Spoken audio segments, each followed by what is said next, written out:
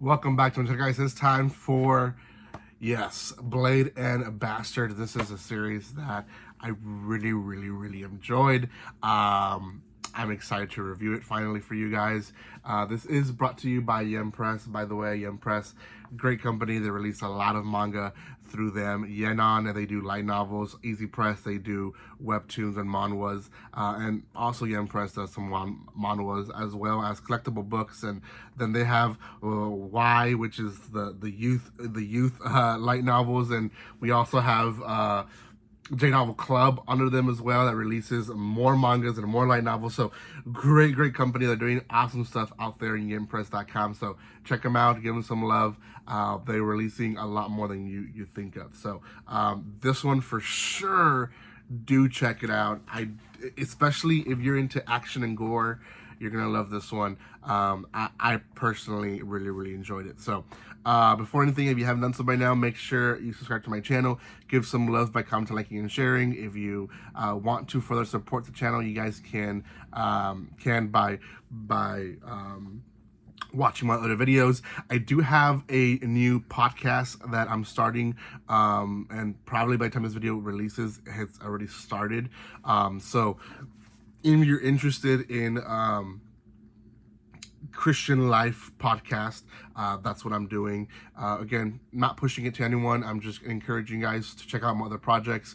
I will eventually link it here to these videos or something like that. So make sure you're watching, and for sure I'll have an intro video here in this channel to at least get some people to watch those for now. So thank you again, and let's start with the review. Blade and Bastard. So Blade and Bastard, pretty good series. I read and gosh, it's gonna take me a while, but here it is. I read the light novel, really good. By the way, hardcover, always a good sign. But the manga really brings it to life. They have a little bit different starts. It feels like the light novel was a little bit more ahead of the story, and that's fine. But they kind of still are pretty much the same thing. And we learn about this guy Irasuma, I believe is how you pronounce his name. Irasuma. Essentially, he is a retriever, and he retrieves dead bodies from the dungeons, and people pay him to do that.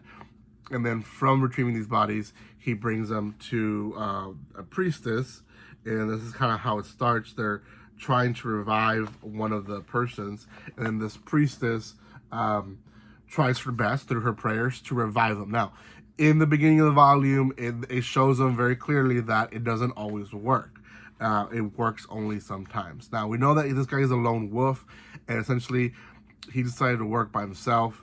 And then one day, when he was in the dungeon, he starts noticing that there is a lot of dead beasts or hurt beasts that are mutilated, kind of left and right, and he doesn't know what's going on. So he eventually finds who's going to become his partner, Trash, basically chained up and killing every beast that comes close to it. Trash is definitely a character to watch out for. Very strong, but he frees Trash from his chains. He also helps Trash from killing these orcs and different monsters that are going against him, and from there they basically join and make a relationship with one another, and that's it. Now, Trash cannot talks like a dog. I just want to say that. It helps with dialogue. Like if you ever read manga, sometimes they're smaller. And I don't have an example with me, but sometimes they seem smaller, but they have a lot of dialogue within the manga. It takes forever to read it, and the fact that one of the characters can't talk, it helps the manga flow a lot faster. But anyways, we start finding out that obviously the job as retriever is not seen as the best job. People mock him.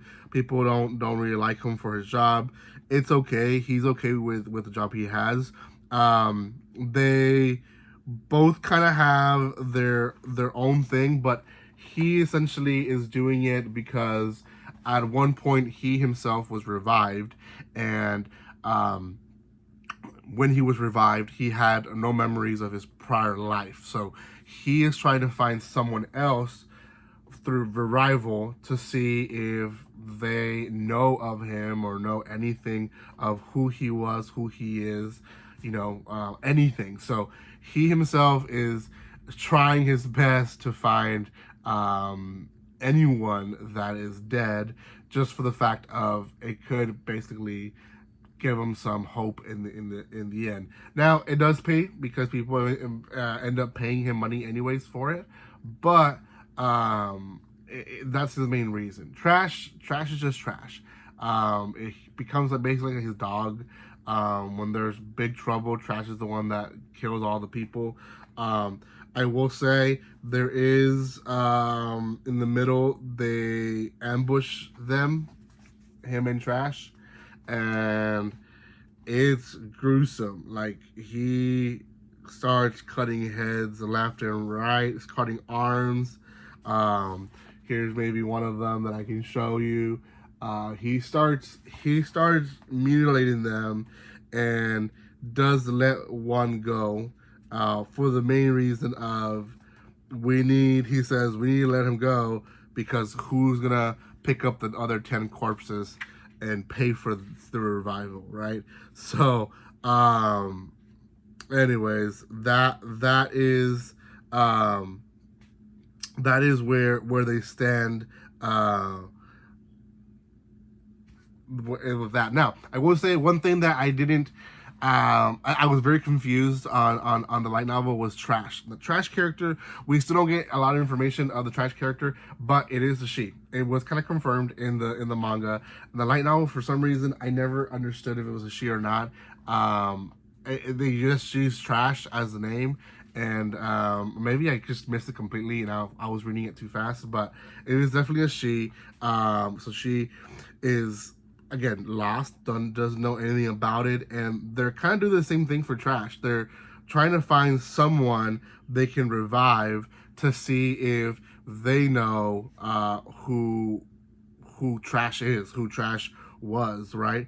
So the end of the volume is the guy that they set free kind of goes crazy, takes powers from some sketchy dude in the tavern, and he awakens this, I guess, gas dragon or something like that, and essentially makes issues with Inazuma and Trash. And the volume ends with him about to fight the dragon, and that's, in a nutshell, that's really it, the whole volume. I feel like this only covered like the first 2 chapters of the light novel. Didn't cover a lot, so the light novel obviously covers a lot more, so go check it out. I do appreciate all the love and support that you guys support this channel. Again, if you're looking for a new podcast, I will be posting a video. It's already posted probably, so go check it out. And I will be posting a video on where you can find this podcast, because it won't be in this channel. This channel is solely for anime, otaku, weeb related stuff, so go check it out in the video. I do appreciate all the love and support, and guys, like always, don't be strangers. See you guys.